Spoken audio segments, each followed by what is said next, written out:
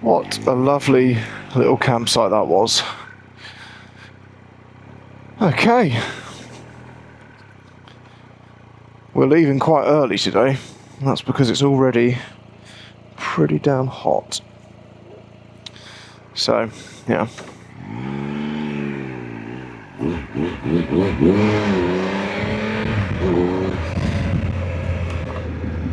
Okay. It's quite hot today. I've got my enduro pants on, which are not necessarily permitted for riding in, but I moved that mirror today. I used it to shave earlier, and now it's in the wrong spot. Yeah, they're not strictly riding pants, but they are very thin. And it's said to get up to about 31 degrees today, so I thought, I'm not going to ride like an idiot. The roads that we're going on today aren't particularly twisty. But, yeah, it's just very, very hot at the moment. I mean, it's 9 o'clock and it's already 24 degrees. So today's going to get a little bit spicy, I think. And then next week it's set to get even hotter. I saw something on the weather app today saying that next week it's going to get to, I think it said 38, which is a bit warm for my tastes. What's going on, guys? Anyway, lovely little campsite that. Really popular for bikers. There was so many bikers there. Oh, that would explain why, wouldn't it? Hungarian Bike Week. That explains what all that noise was last night. As I was trying to go to bed, there was just loads of bikes just revving the nuts off their bikes. But that kind of explains why I saw so many bikers yesterday coming down here as well. So, anyway, that mirror's okay. Right. Plan for today is go to Romania. So we've got 280k, so it's a slightly shorter day compared to yesterday. Yesterday we did best part of 400k. I think we did 370k. That's 6 hours. Whereas today, 280, 4.5 hours of riding. So by the time we've chucked in a few rest stops, we should hopefully get to the hotel bang on about 3 o'clock for check-in. Everything is dead after camping for 2 days. Come on, chap. Yeah, charging my iPads, phones, everything. It's yeah, it's all pretty flat now, which is all good fun. So yeah, need to get myself into a hotel tonight, get everything on charge. We're staying at Best Western because they do lovely breakfasts. You'll notice during this I'm a bit of a creature of habit, and if I find somewhere that's really good or that quite suits me, I do just stick with it. Hence the frequent Lidl trips. We're going to just go past this guy because I can see some twisties up ahead. Yeah, let's get past it. Hello, mate. Good to see you. Hello, mate.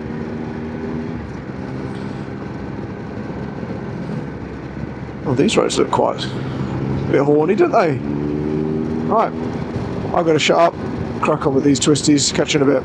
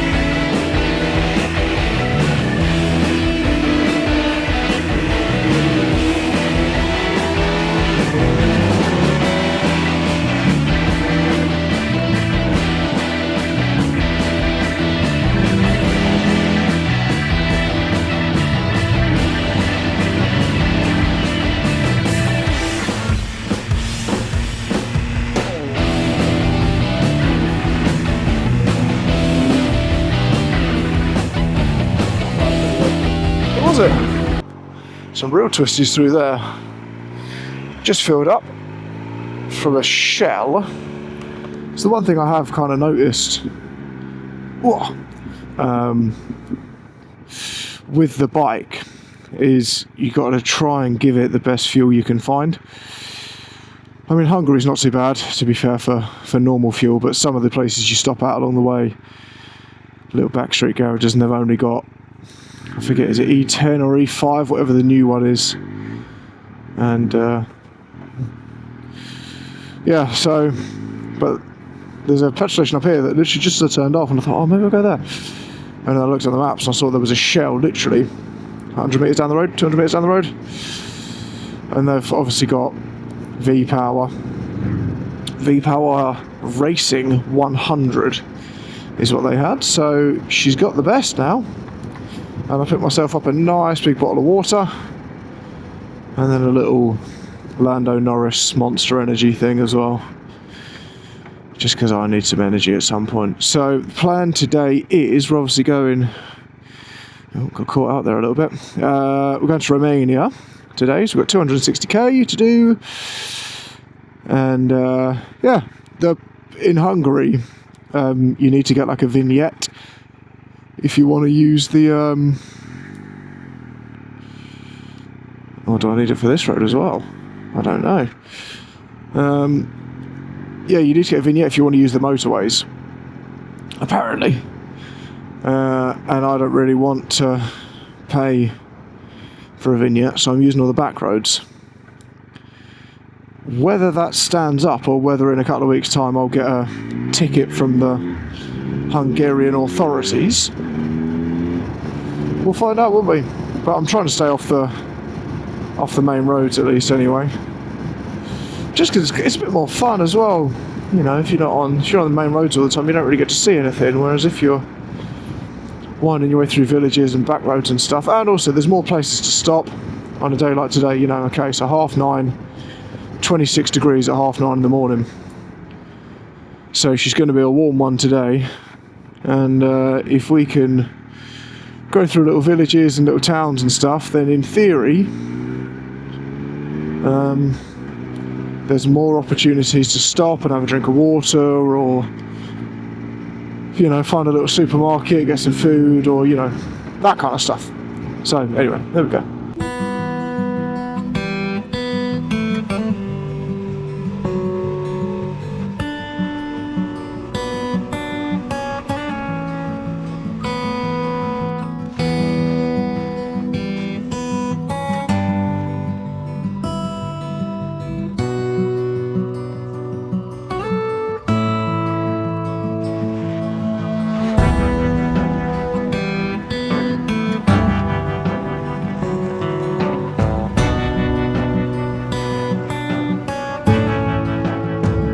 Look where you find me. God, it is starting to get a little bit on the warmer side of life today. I've put on my tinted visor now.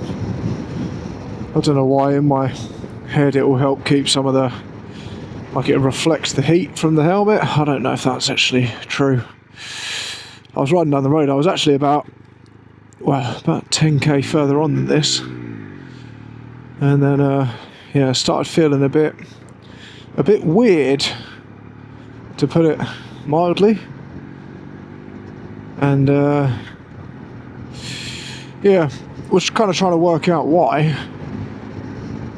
You know, it was like a little bit of like a heat strokey almost. Just felt a bit faint, felt a bit weak. You know, started getting sort of pains in my stomach and a bit of a headache and stuff, and I thought, well, I haven't eaten anything this morning. Haven't really had anything to drink either. Could be that. The fact it's 30 degrees and you haven't had anything to eat or drink this morning. You just got straight on the bike and smashed out 80 k's. Clever boy, eh? Clever boy. Anyway, so just been a little. We had a pastry. Had a bun of chocolat and 2 like protein what's it called, like kefir stuff, 2 of those, because obviously it's like, yogurt is genuinely the best thing to hydrate you, by the way. Like if you kind of got a heat stroke, like kefir and that sort of stuff is so good because it hydrates you, but it also gives you some macros and micros as well. So I'm a big advocate for whenever I feel tired and a bit dehydrated, I'll always go for, you know, like a protein milk or a kefir or something like that, because it's just better.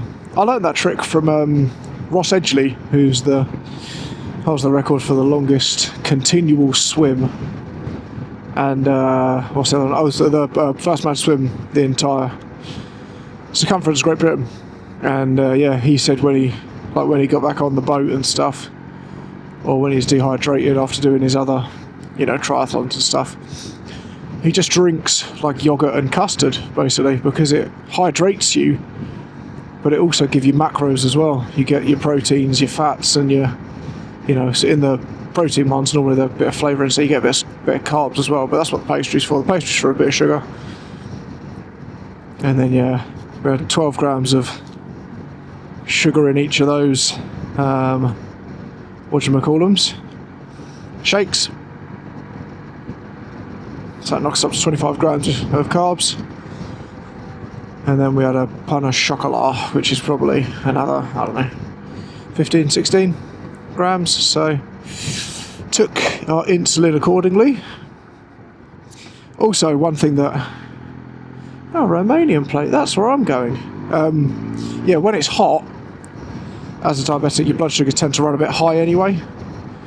So my normal ratio, I have to up it just a touch. My blood sugars are a bit high anyway when I was in the shop, so which kind of also can kind of explain why you feel a bit weird when your blood sugars go high. You do feel a little bit, yeah, a bit dehydrated. You feel a bit weird. Feel a bit angry. That's how I know I've got my sugars are a bit high, is I tend to get a bit angry. And then when you're low, you get angry as well. So it's tough to know which one. But the low normally comes with sweats and dizziness. You feel like you're drunk basically when you're having a hypo. You feel like you're. It's like being that bit between tipsy and drunk, but it's not as fun. Basically, like you feel really disorientated, a bit lightheaded, bit clammy, bit sweaty, bit just fucking horrible feeling, really horrible feeling. What's going on? We've just pulled over for a sec, just off the road there. It's hot, man. It's hot. It's like 12:30, so proper midday heat at the moment. So I just pulled over and chugged loads of water. The only problem is we pulled over in like a fly trap, so there's just flies everywhere. We've still got the best part of like 2 hours to go, I think, which actually puts us pretty well because I'll probably stop once or twice more. So that gets us at the hotel like bang on time. Yeah, one thing I will say is I'm debating to take off the Barkbuster handguards just to like get some airflow to my hands, just because obviously they do a really good job like when it's cold and when it's wet and horrible of like keeping the stuff off your hands, but when you're riding in the heat you actually kind of want a little bit of ventilation. So I think I'll take those off at some point. I just need to get to my toolkit, which is like in the bottom of this side one here, so a little bit of a ball ache to get to. But yeah, just thought I'd give you a quick update. Probably going to switch over to maybe like an audiobook or something at the moment. I've been banging to tunes for a little while, so yeah, time to have something a little bit more stimulating, I think. But yeah, going to chill out here for a few more minutes and then yeah, hit the road. Like I said, probably about 200 more K, about 2 hours to go. So yeah, Hungary's really nice to be fair. Like this bit of Hungary is probably a lot more interesting than the bit I came through. Road surface hasn't improved though, is my only critique. The road surface in Hungary seems to be just awful. We'll see what Romania's like when we get to Romania. Might be the same, might be better, hopefully it's better. But yeah, anyway, catch you back on the bike in a second. Okay, that was quite a boring day, if I'm being honest. I haven't really filmed very much. The most exciting road was the one that was directly outside of the hotel. Oh, not the hotel, sorry, the campsite. After that, it all got a bit dull. Road surface not very good, not very many twists and turns, and it is also currently about 33 degrees, so it's quite hot.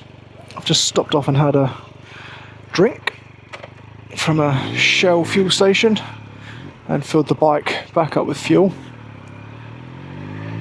and we're about an hour away from the hotel. Well, hour-ish, hour and 10 I think it said, so we should get there about 3:30, which is perfect check-in time. I've got to put everything on charge to start with, and then yeah, I think I might go for a little walk after I do, like, go up to the hotel room, drop all the bags off and stuff, and then just take a little stroll around the town. It's quite warm. Saying that, I might wait a little bit. I might wait till it cools down a bit. Hopefully the room's got air conditioning. I hope. If not, it might be a bit uncomfortable. But there is a Lidl just around the corner from the hotel, so I don't know if I'll stop there first or not. Since I've taken all my warm weather gear off, it's taken up quite a lot of space in the duffel, so I haven't really got a huge amount of space left in there. I think I'm going to go through it and actually just see kind of what's actually in there, because it doesn't, I mean, it's a 70 litre duffel bag. I know I'm gone for 5 weeks, like, it makes sense. You know, if you were going to go anywhere for 5 weeks, you'd take a fair sized suitcase. But yeah, I might just have a little, take it up to the hotel room, have a little look inside and see what I can kind of get rid of and what I can't. If I can ditch a few things along the way, obviously, you know, not jumpers and coats and stuff, but if there's just like random little bits that take up space, I might just get rid of a few bits. So there we go, about an hour and 10 minutes left. We're pretty close to the Hungarian-Romanian border now, I'm fairly certain. I just had a look on the map and it didn't seem too far away. So we will soon be entering country number 12. I believe Romania is going to be number 12. And then we're going to go down to, I can't remember what the place is called. We're staying in Arad. And then there's like a bigger town that we go through to get to the Serbian border. I've been told the Serbian border can be a little bit tricky, just because obviously they're non-EU and non-Schengen, so sometimes they like to play a few games and, you know, make you get off your bike and unpack all of your kit and, you know, really have a good old nose about, which, if they do, they do. I'm going to go there, well, I'm going to leave the hotel really quite early tomorrow, just because I don't want it to be hot by the time I get to the border. That's going to be my main thing. If I'm sat in a queue for 40 minutes in the heat, that's going to be genuinely very unpleasant. So I think I'm going to, yeah, head there quite early. Apparently the Romanian-Serbian border only takes about 30-45 minutes to get across. If you go on the weekend, obviously it'll be worse, but tomorrow's Monday, so hopefully it shouldn't be too bad. Crack on with some miles and then I'll speak to you once we arrive at the border. Whether there'll be a sign or not, or whether it'll just be on the phone, because obviously we're on local roads at the moment. It's normally not signs on local roads. You kind of just, I think I noticed it when I went from Slovakia to Hungary, just because all the number plates changed. Anyway, onwards and upwards. Talk to you soon. Well, welcome to Romania, everyone. Just stopped to take a few pictures. There we go.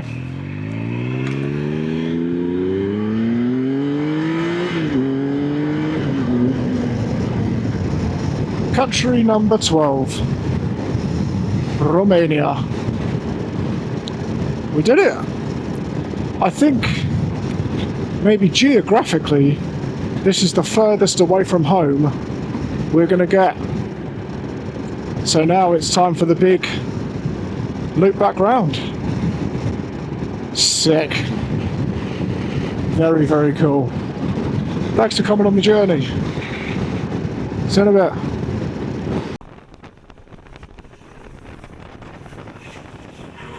Alright, boys and girls. It is currently, what's that? Quarter to 4, basically, give or take, in the hotel room in Arad, Romania. That's me. I haven't got any pants on, so I haven't got any trousers on. Sorry. Yeah, long one today, real long one. But saying that, it wasn't. We actually did less Ks than yesterday, but it just felt longer because it's just Hungary's stupid fucking back road policy is that, you know, if you want to use the main road, you have to buy a vignette, which I get, but yeah, I don't know, bit annoying. Anyway, yeah, we're at the hotel fairly early, I would say, but that's actually quite a good thing because, like I said, I need to get everything on charge. I need to upload YouTube videos. I need to edit this one. Yeah, so I'm going to go down to the, well, I'm going to go down to the bike and I'm going to take off the side panniers as well. Only reason being, if they do decide to get all the bags and stuff out tomorrow, I just want it to be a bit more organised because at the moment it's kind of all just stuffed in there, and I want to go through and see if there's things that I can kind of get rid of or do whatever. So, yeah, so I'm going to go and take the side bags off the bike as well. And also, like, the car park is secure, kind of. There's a guy on the gate, but I don't know if he's going to be there all night. And yeah, I don't know. It's one of those things. I'd rather just cover it up. Every hotel that I've been to, I've just put the rain cover over the bike because it's one of the biggest deterrents, basically, to people. Like, if the bike's there and it's open and there's 2 bags on it that aren't locked, then people might go and have a little rummage through. And realistically, everything valuable is in that bag anyway. But if you have a cover over it, if you can't see it, they're less likely to go and have a look at it and have a poke around. So, yeah, it's just one of those things. Just, for me, I would just sleep a little bit easier if I had it covered up. But in order to do that, I've got to let the engine cool down first. So I'm going to chill up here for a little bit, put everything on charge, go down to the bar, grab a beer, and then I'll probably go outside and do all that stuff to the bike. So, yeah, catch you in a bit.